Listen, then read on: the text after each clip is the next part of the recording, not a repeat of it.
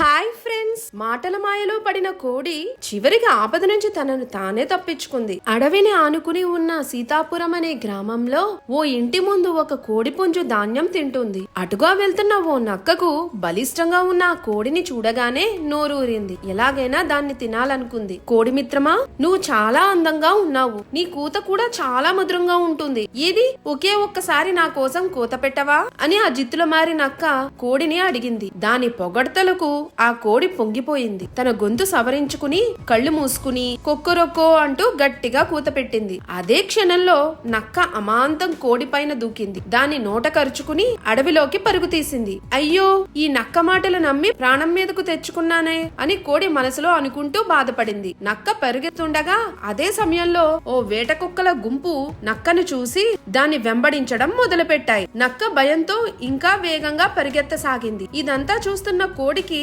వెంటనే ఒక ఉపాయం తట్టింది. నక్క మిత్రమా, ఆ వేట కుక్కలు నిన్ను వెంబడించట్లేదు. అవి నా కోసం నీ వెంట పడుతున్నాయి. నువ్వు ఓ క్షణం ఆగి నన్ను నువ్వే ముందు పట్టుకున్నావు కాబట్టి నేను నీకే చెందుతానని వాటితో చెప్పు. అప్పుడు అవి వాటి దారిన అవి వెళ్లిపోతాయి అని నక్కతో అంది. కోడి సలహా బాగుందని అనుకున్న నక్క ఒక చెట్టు పక్కన ఆగింది. వెనక్కి తిరిగి కోడి చెప్పినట్లుగా చెబుదామనుకుని నోరు తెరిచింది. అదును కోసం చూస్తున్న ఆ కోడి తప్పించుకుని పక్కనే ఉన్న చెట్టుపైకి ఎగిరి ఓ కొమ్మపై కూర్చుంది. వేట కుక్కలు వచ్చి నక్క మీద దాడి చేశాయి. అతి కష్టం మీద అది తప్పించుకుంది. వేట కుక్కలు వెళ్లిపోయిన తరువాత ఆ కోడి చెట్టు దిగి అక్కడి నుంచి వెళ్లిపోయింది. ఈ కథలో నీతి ఏంటంటే, బలం ఉండకపోయినా తెలివితేటలు ఉంటే బతికిపోవచ్చు. తెలివిగా ఆలోచిస్తే ఎంతటి ప్రమాదమైనా తప్పించుకోవచ్చు. అలాగే పొగడ్తలకి దూరంగా ఉంటే మంచిది.